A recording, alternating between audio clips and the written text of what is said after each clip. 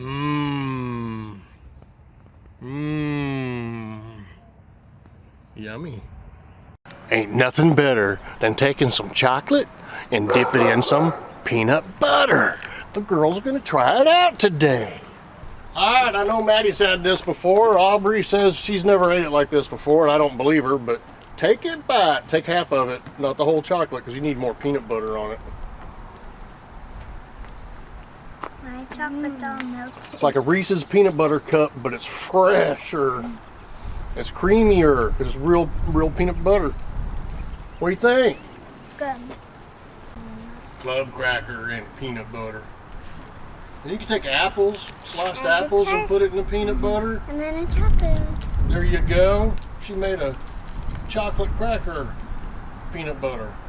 Well, there you have it. How about that? That was awesome. If you've never done this, which it's hard to believe, but if you've never done it, you need to do it and come back and leave me a comment and say, Papa, I'd never done that before, and I finally went out and did it, and it was awesome. Yeah, it's Papa. Papa, Texas. See ya.